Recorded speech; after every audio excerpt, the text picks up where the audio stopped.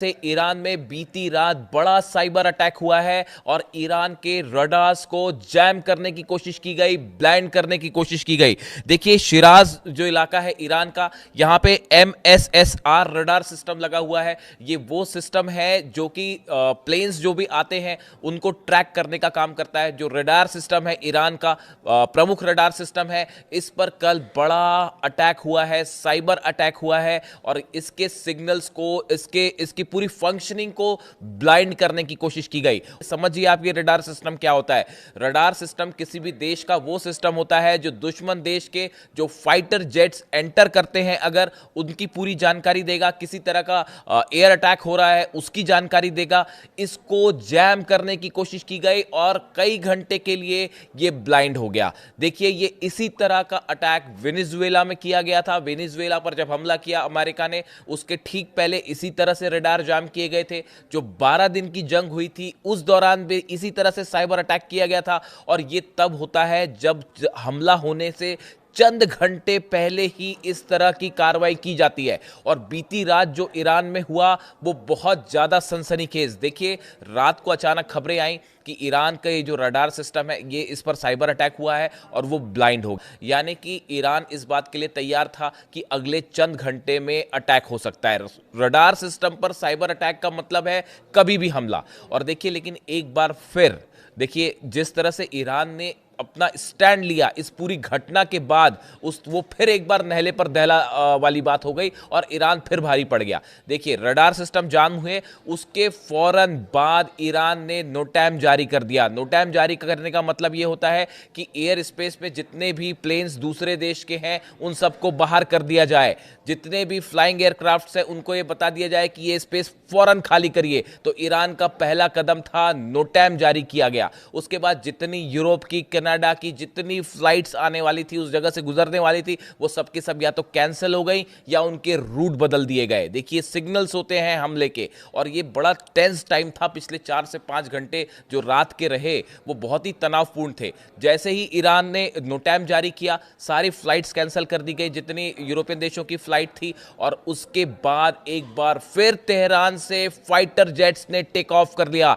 जितनी missile launch pads पे लगी थी उनको अलर्ट कर दिया गया और यह आदेश दे दिया गया कि अगर कोई भी अनआइडेंटिफाइड प्लेन ईरान के एयर स्पेस में अंदर आता है उसको शॉट डाउन कर दीजिए। देखिए यह बहुत बड़ा फैसला था जो कि ईरान की तरफ से लिया गया। जिस तरह से शिराज में आपका रडार सिस्टम जाम करने की कोशिश की गई, उसे ब्लाइंड किया गया, उसके बाद यह तय माना जा रहा था। रात को काफी पैनिक सिचुएशन थी ये, हालात पर हम भी नजर बनाए हुए थे और यह था कि बस अगले चंद घंटों में अटैक हो सकता है, क्योंकि रडार सिस्टम पर जैम होने का मतलब होता है हमला। और उसके लिए ईरान ने इतना एग्रेसिव अप्रोच लिया। सबसे पहले नोटैम जारी किया, जितने एयरप्लेन्स थे स्पेस में, एयर स्पेस में, उनको बाहर किया गया। उसके तुरंत बाद जो है ईरान के फाइटर जेट्स ने भी टेक ऑफ कर लिया कि अगर किसी तरह के दुश्मन देश के या अमेरिका के जेट्स अंदर आते हैं तो उनको हवा में जो है सीधा इंगेज किया जाए उनको। और उसके साथ ही जितने मिसाइल्स हैं लॉन्च पैड्स पे लगे हैं उनको रेडी कर दिया गया था, बिल्कुल ट्रिगर मोड में कि बटन दबी और फायर। इसके बाद देखिए कल एक बहुत बड़ी खबर है ईरान से। कल पहली बार इस बात के सिग्नल्स आए कि ईरान ने अपना जो S-400 सिस्टम रशिया की तरफ से मिला है वो डिप्लॉय हो चुका है। और वो इस रडार सिस्टम के जैम होने के बाद इस तरह की खबरें आई और S-400 को लेकर एक अलर्ट मोड दिखाई दिया। ये दिखाई दिया कि ईरान ने जो है वो अपने बॉर्डर्स के कई इलाकों पे, कई शहरों के आसपास जो न्यूक्लियर स्टेशन है उसके आसपास S-400 तैनात कर रखा है। और जैसे ये रडार सिस्टम जैम हुआ, ब्लाइंड हुआ, उसके बाद ये खबरें आने लगी कि S-400 सिस्टम्स जो है उनको फौरन एक्टिवेट कर दिया गया है। इस तरह की खबरें आई।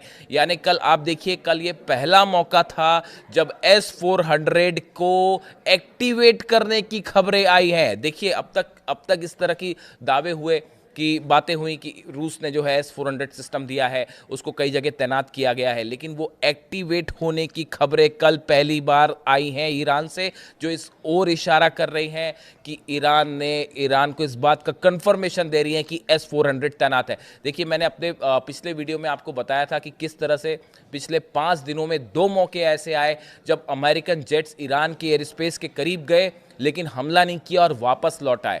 ये कहा जा रहा था कि ये ईरान को उकसाने की कोशिश थी, शायद ये पता करवाने की कोशिश थी कि उसका S-400 सिस्टम कहां पे तैनात है, किस लोकेशन पे है और है या नहीं है। इस बात को लेकर बड़ा संदेह था और अमेरिका ये चाहता था कि ईरान उसको रिवील करे। इस तरह की कोशिशें हो रही थी। और देखिए इसी बीच फिर एक और बड़ा कदम हुआ IRGC की तरफ से, ईरान की सेना की तरफ से। ईरान की सेना की तरफ से कुछ मैप्स और लोकेशंस जारी की गई और ये मैप और लोकेशन अमेरिका के उन बेसेस की है जो कि मिडिल ईस्ट में है। और नाम लेकर ईरान की सेना ने यह बताया कि अगर हमारे पर जरा भी हमले की कोशिश हुई तो आपकी ये सब बेस उड़ा दिए जाएंगे। देखिए इसमें जिन बेसेस का नाम लिया गया, जिन जगह पर नाम लिया गया, सीरिया में, कुवैत में, जॉर्डन में, इराक में, सऊदी अरेबिया, बहरीन और कतर, इन सब बेसेस का मैप जारी करते हुए ईरान की सेना ने यह कहा कि अगर हमारे एयर स्पेस में घुसने की कोशिश हुई तो इन सभी अमेरिकन बेसेस पर बैलिस्टिक मिसाइल्स दाग दी जाएंगी।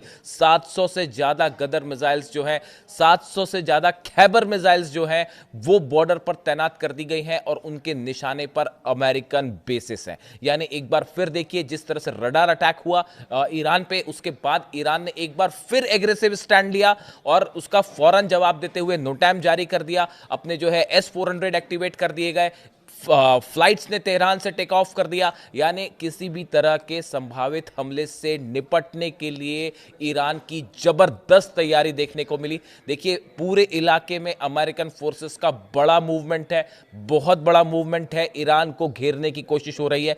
उसके बाद देखिए दो तरह के स्टेप होते हैं, एक होता है डिफेंसिव स्टेप, एक होते हैं एग्रेसिव स्टेप्स।